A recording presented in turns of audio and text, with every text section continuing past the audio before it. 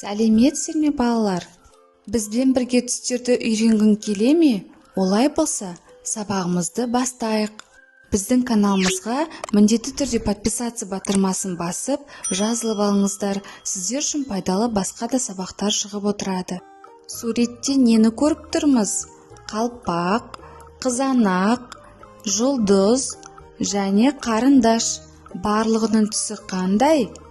Қызыл. Суретте сәбіз, апельсин, қарындаш және балық бейнеленген. Барлығының түсі қандай? Нақ сары. Суретте күн, балмұздақ, шар және қарындаш бейнеленген. Барлығының түсі қандай? Сары. Суретте балық, тоты құс, жапырақ және қарындаш бейнеленген. Барлығының түсі қандай? Жасыл. Суретте балық, гүл, торғай, қарындаш бейнеленген. Барлығының түсі қандай?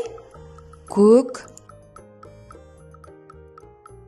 Ал балалар, бұл жерде ненің суретін көріп тұрмыз? Жемпір, гүл, жүзім, қарындаш. Барлығының түсі қандай екен балалар? Әрине, күлгін түсті екен. Суретте бантик, көйлек, көбелек, қарындаш бейнеленген. Барлығының түсі қандай екен балалар? Әрине, қызғылт түсті. Суретте жарқанат, қарындаш, жиде, қарындаш бейнеленген. Барлығының түсі қандай екен балалар? Әрине, қара түсті екен. Суретте нан, үстел, аю және қарындаш бейнеленген. Барлығының түсі қандай екен балалар? Әрине, қоңыр түсті. Бұл ненің бейнесі? Кептер, тас, тышқан, қарындаш. Бұлардың барлығы қандай түсті? Әрине, сұр түсті. Ал мына суретке назар аударшы. Нені көріп тұрсың? Жұмыртқа, жалау, ай және қарындаш.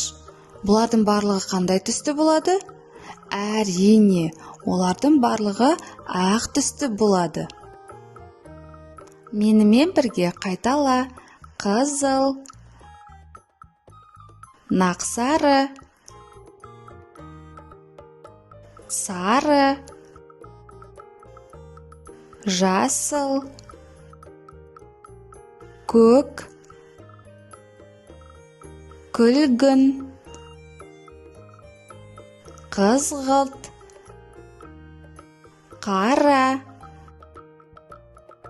қоңыр,